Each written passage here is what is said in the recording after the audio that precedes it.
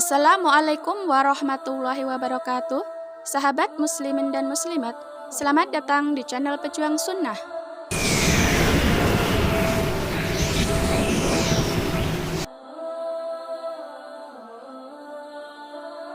Di zaman yang serba modern ini, banyak sekali gaya-gaya yang menurut kebanyakan orang adalah gaya yang lagi ngetren, seperti halnya dalam penggunaan hijab. Salah satu yang lagi tren sekarang ini adalah adanya hijab punuk unta, seperti layaknya unta.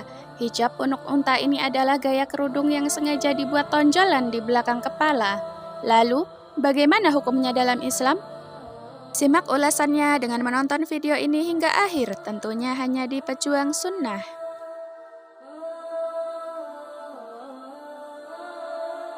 Tapi sebelum lanjut, jangan lupa klik tombol subscribe, like, dan aktifkan lonceng notifikasinya untuk mendukung agar channel ini bisa berkembang dan bermanfaat bagi kita semua.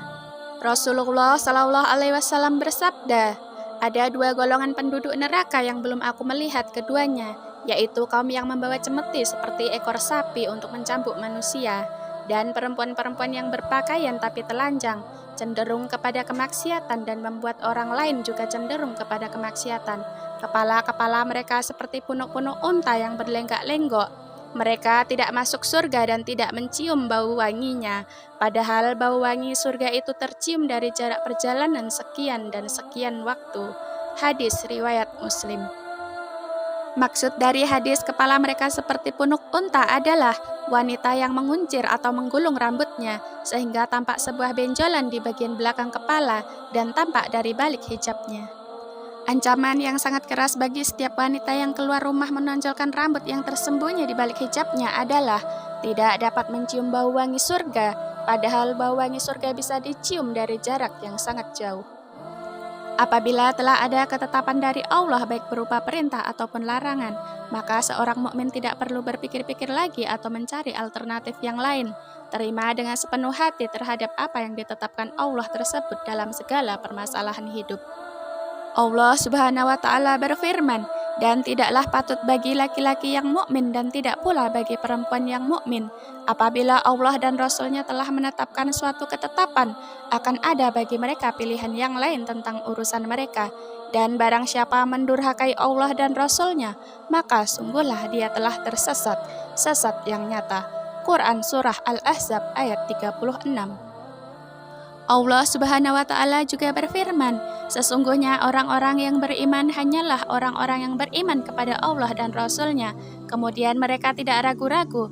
Quran Surah Al-Hujurat ayat 15. Kalau kita cermati dengan seksama, maka akan jelas sekali bahwa saat ini banyak kaum wanita yang telah melakukan apa yang dikabarkan oleh Rasulullah Shallallahu Alaihi Wasallam dalam hadis tersebut, yaitu memakai jilbab yang dibentuk sehingga mirip punuk unta. Kalau berjilbab seperti ini saja tidak masuk surga, lalu bagaimana yang tidak berjilbab?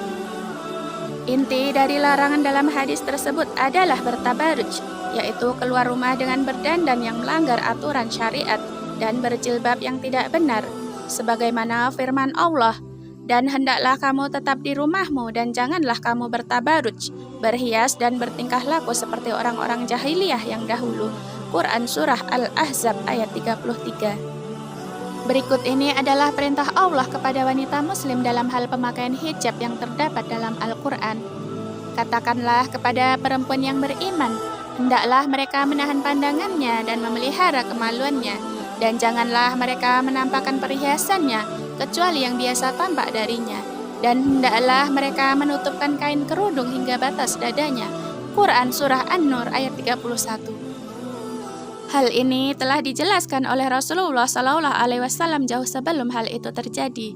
Namun Rasulullah memberitahukan kepada kita bahwa salah satu tanda akhir zaman itu ialah adanya hijab punuk unta. Apakah saat ini sudah akhir zaman? Wallahu a'lam bishawab. Saudaraku, jangan lupa untuk share dan berbagi informasi dengan yang lainnya. Sampaikanlah dariku walau hanya satu ayat. Hadis riwayat Bukhari.